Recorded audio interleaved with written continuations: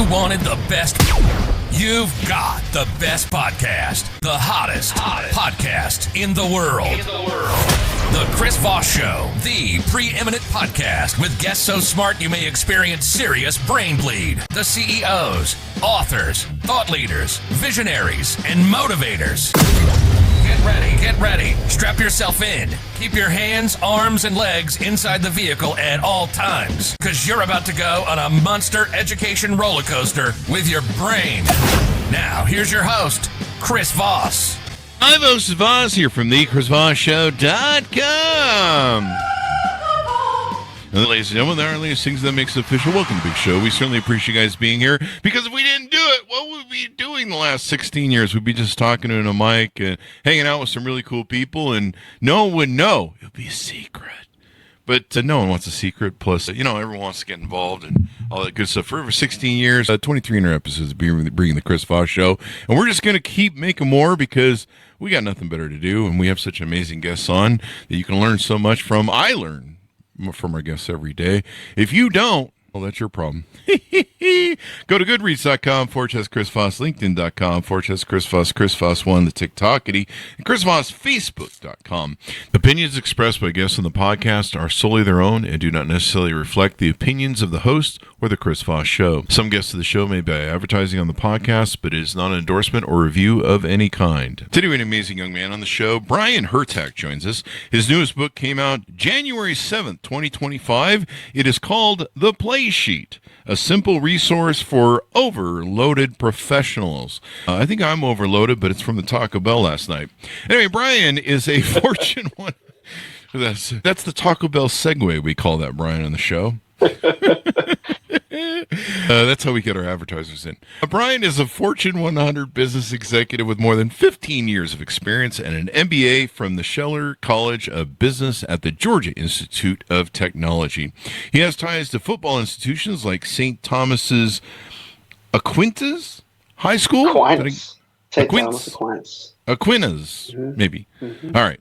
I'll just take your word for it. In Fort Lauderdale, Florida, and Valdosta State University. Could you just pick some universities that are easy to pronounce?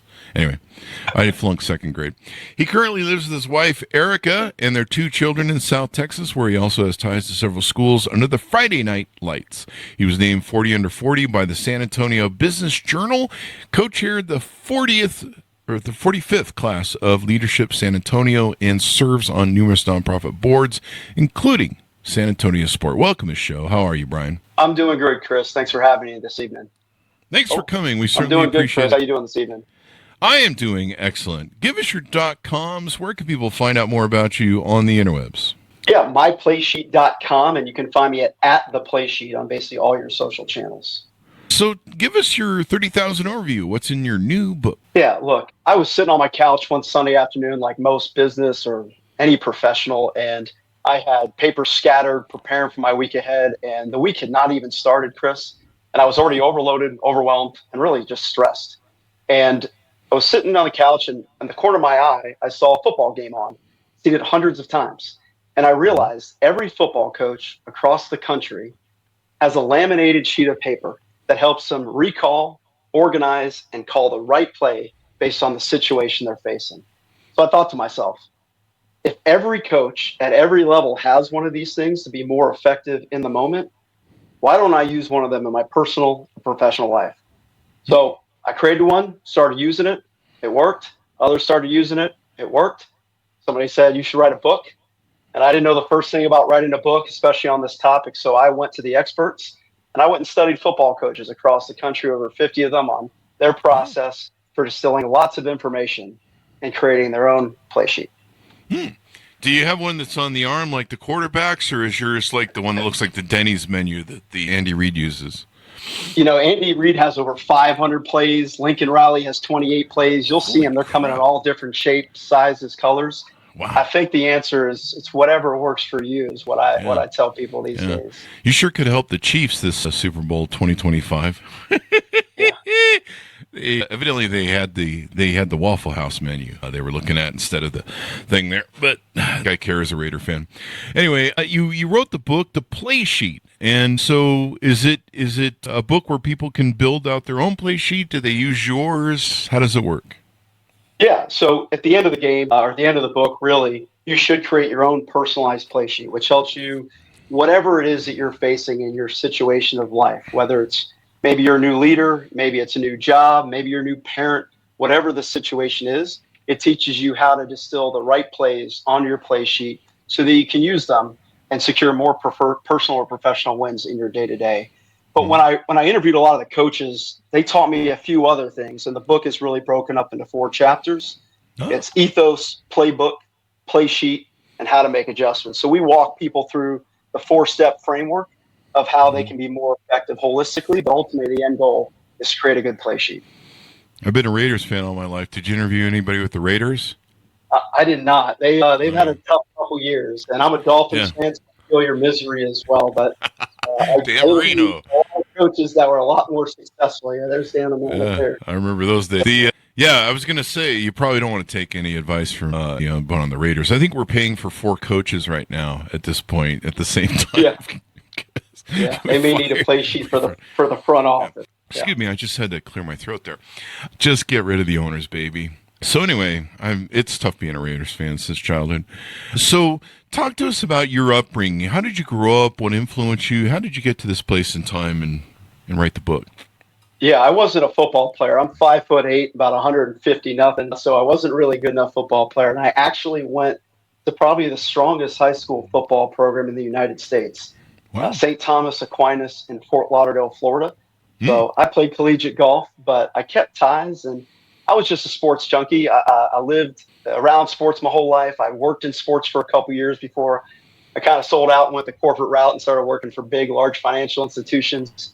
And Valdosta State too. When I went there, they've always been one of the top high school programs and top Division II football programs. And then I moved here to South Texas, where high school football is a religion, basically. Oh, yeah. And so throughout all of that, I've always been around football. And then, like anybody, I was up and coming in my career, trying to make it to the next level. But no matter how much I tried, I just couldn't actually apply everything I was learning in all the books, all the podcasts, all the seminars, webinars, you name it. I could read your book, all 3 of your books, but my ability to apply it wasn't working. And it just naturally hit me, when I was watching that football game, all those years of being a sports fan, that this process is something I've seen for 25, 30 years, and it never hit me on how I could use it my day to day. Yeah, a playbook is good to have. I mean, knowing what the game is, knowing what the calls are. Why is sports such a good analogy for business and entrepreneurism, I guess? I think it could be a good analogy or a bad analogy. I tell people when I'm doing webinars or I'm speaking on this book recently on my tour here that you don't have to be a sports fan, but I think the reason to answer your question is that sports are everywhere. There's a lot of money, a lot of media behind it. A lot of people are watching it, and so there's a lot of relatable concepts in sport that are just applicable. But there's a lot of people in business and in just personal development that don't really care. And I tell those people, it doesn't matter if you like football or not. The book isn't super football heavy. It's really the process, a simple process that every single coach is using. I mean, think about it. If you just watch a football game today, every sideline, every level, high school, college, pro, you're going to see one of these laminated sheets of paper. And that really just struck my interest about, hey, this is something that anybody can use no matter their IQ on football. Yeah. And having a plan, I mean, it kind of comes down to part of a game plan is having a plan. If you, what's the old adage? If you fail to plan, you plan to fail. That's from Ben Franklin. You've got it. Yeah. He did some things. Failing to plan is preparing to fail. Yep. Yeah, most definitely. Having knowing what to do, and imagine having contingency plans. Is that part of it? If something's not working or failing, having a fallback or something. Is that part of the thing too? Yeah, that's the 4 quarters, and that's adjustments. Coaches make in-game adjustments, between game adjustments, in-season adjustments, and postseason or in-between season adjustments. I mean, you just said you and I were talking a minute ago, the Eagles. If you think about the Eagles and how they ran certain plays on week 1 versus week 20 or in the Super Bowl, they were getting better and better and better.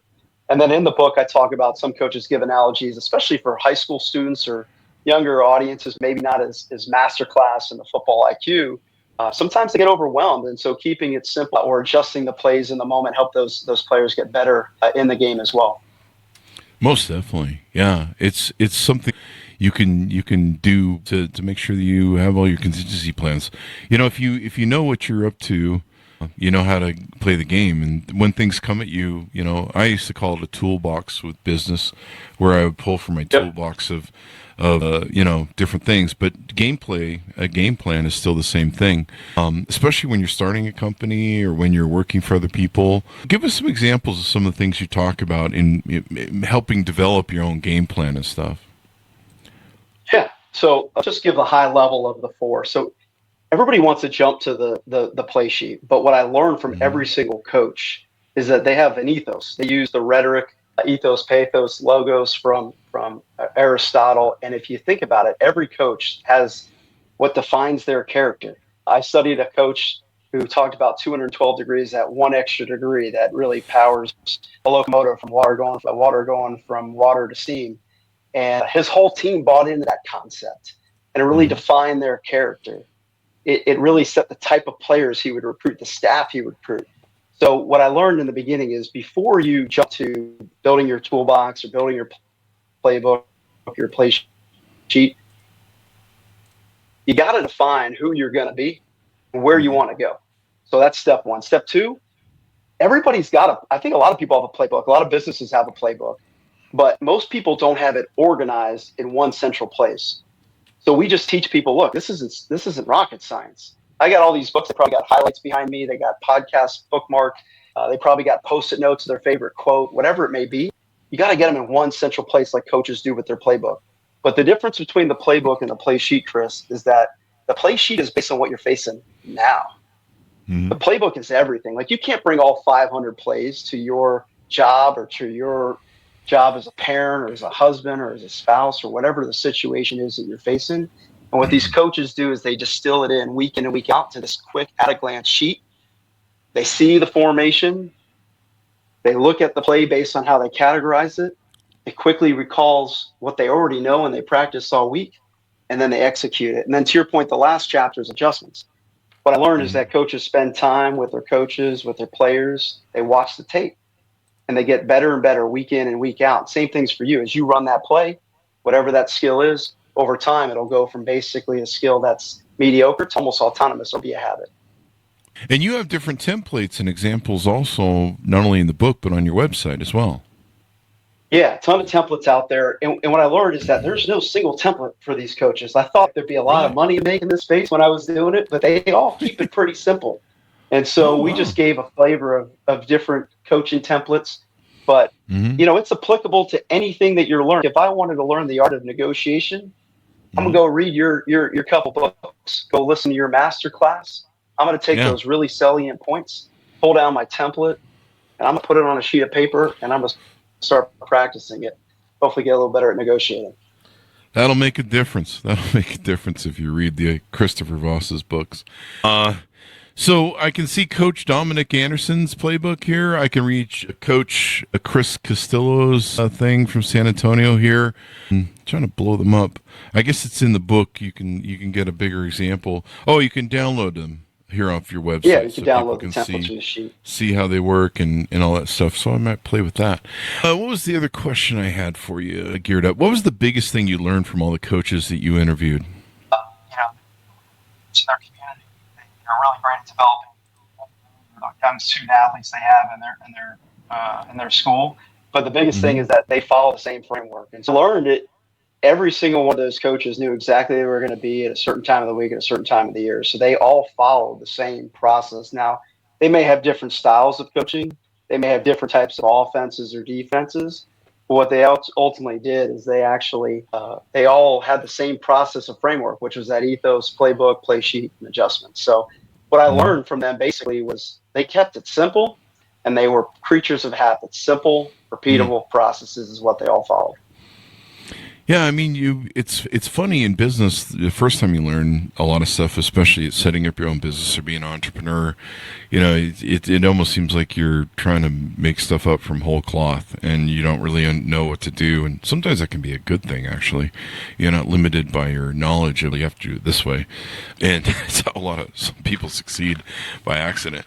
But then over time, like I can build companies in my sleep. Okay, what are you doing? And so you just know the playbook and stuff. What's the difference between a playbook and a play sheet? Yeah. I mean, the playbook, like I said, is just one central repository. So football coaches, they have it all in one place. If you join that football team, they're going to hand you one document. Some of them are 300, 400, 500 pages, but it's just one basic onboarding packet where their policy, their procedures, the workout schedule, the personnel, the list of people's contact information, the plays themselves are all in one place. So if you join that team and I handed you that on a football team, you probably could be a pretty effective team member within a short period of time. Now, in our own personal or professional lives, as I said earlier, that stuff is scattered. So in the book, what we do is we simply teach people, one, to inventory all that stuff, consolidate it, and then basically create a taxonomy and organize. It's kind of like organizing your closet, right? Put all the time management plays here, how to effectively run your business here, different types of categories or skills that you're trying to improve. That gives you your playbook. The difference then between that and the play sheet is like what's happening now. So think about a football game. I have a different opponent week in and week out. Based on the film study, based on the situation of formations they may have against me and my opponent, I'm going to pull certain books from my toolkit or from my playbook, and I'm going to put them on my play sheet. So when I'm in that moment and the clock is ticking down, maybe there's a nuanced play that they're calling, the game is tight, the crowd is loud, I can quickly glance at this thing and make a call. And I say that's the same thing in your professional life. One of the things I do is I look at my calendar for the day. I look at the plays I'm trying to run. I'm like, that play will work in that calendar meeting or that certain situation. And it's a quick, simple reminder for me to run that play in that basic situation. Know your plays, know your calls, know what you're doing, and you've got to fall back on. And that way you're just not kind of wandering through life. Like I said, if you fail to plan, you plan to fail. So what are some other tips maybe that you give people advice on creating or using a personalized play sheet? Does it have to be books? Can it be like quotes or maybe, inspiring quotes or stoic? Like I get a lot of stoic quotes that I use throughout the day. But, I'll give you a real example that I've seen people use this for. Parenting has become a really popular use of this concept, not what I intended. Yeah, there's a few people doing parenting these days. Yeah, just a few. But you know what? I think when you're parenting, I have a 6 and a 7-year-old, right? And so every couple of years, they need different things. I may not read a book. I may just listen to a webinar. Maybe there's a ton of books I could read out there, or I just talk to a friend that's gone through it 3 or 4 times before me, and they may offer good advice. And so what I've seen is a lot of people are creating parenting play sheets. They'll say, hey, these are some great concepts that I don't naturally think about. I'm going to put them down. I'm going to laminate my play sheet, put it around my house. And then when I see my child in that certain situation, I'll look at it. I'll remember, man, that's a really good piece of advice. And I'll try to apply it. It may not work. And that goes back to the adjustments. I then will spend some time, and I coach parents or coach other people trying to do these types of concepts, is that you got to have that retrospective. You got to have a little bit of time that you carve out to say, hey, how did I run that play? It's the equivalent to somebody or a coach watching the film tape after the game's over and saying, you know what, I could have went left versus went right, or how do I apply that a little bit differently? So parenting play sheets have become really effective ways for people to actually become better parents based on the lessons they're learning from other people or the resources they're learning it from, and apply it in their day. Yeah, feed the kids, discipline them, and put them to bed on time. Yeah, I remember most parents, we react, right? Yeah. I remember when I was a kid, they had to have commercials that would remind parents that they should probably check where their kids are at 10 o'clock at night. They had TV. It's hard. There's a lot of concepts these days. Oh, yeah. You know, kids are picky eaters. I mean, you've got screen time. You know, we talked about Noah and Joe Namath. I think different generations are different things. So if you try to parent or try to apply something that you've done for years, and this is the same in the workforce with different generations coming in, you try to apply the same concepts that you knew for years, it's not going to necessarily work. So this is a way to continuously improve. So talk to us about some of the other things you do on your website. Do you do coaching, consulting, advising? Can people hire you to come speak, et cetera, et cetera? Yeah, we're just starting that. I mean, I wasn't really in the market to write a book. I did it. It's been working. We became an Amazon bestseller within the first few days. And I started doing this concept of 30-30-30. So we do a 30-minute presentation or coaching for large companies, small companies, one-on-one, 30-minute Q&A, 30-minute book signings. Those have been really, really effective. We do that in person. We do it in webinars. So you can reach out to me on the website and offer those services as well. And hopefully grab a copy of the book. Now, is that on myplaysheet.com or one of the other websites? Yeah, myplaysheet.com. Right now, if you just reach out to me via the contact information, we can set that up for you from there. So give us your final pitch, Brian, to get people to pick up the book, reach out to you, utilize your services as we go out. Yeah, look, we're all overloaded. We're all overwhelmed. There are so many sources of information overload these days. And what I learned is these coaches have a simple, repeatable framework that has been working for decades at every level of football. And I learned from these coaches on a simple way that you can apply it in your personal or professional life. And hopefully you can secure more personal or professional wins. And so reach out, buy the book on any of the digital platforms out there. The audio book's coming at later March. And then if you want to hire my service as well, check out at myplaysheet.com. Thank you very much for coming on the show. It's been wonderful to get to know you better and look at life through a different resource or a different way of doing it. And, you know, life is a game. When it really comes down to it, business is a game. You know, you're on the clock. You know, you don't have time to waste. You've got to make the best plays you can, and you can win or lose on any given Sunday. So thank you very much, Brian, for coming on the show. We really appreciate it. Thank you. And thanks, my audience, for tuning in. Order the book wherever fine books are sold. It's called The Play Sheet, a simple resource for overloaded professionals, out January 7th, 2025. Thanks to Brian for coming by. Thanks to our audience for tuning in. Go to goodreads.com/Chris Voss, LinkedIn.com/Chris Voss, Chris Voss 1, the TikTok, any all those crazy places on the internet. Be good to each other. Stay safe. We'll see you next time. And that should have us out.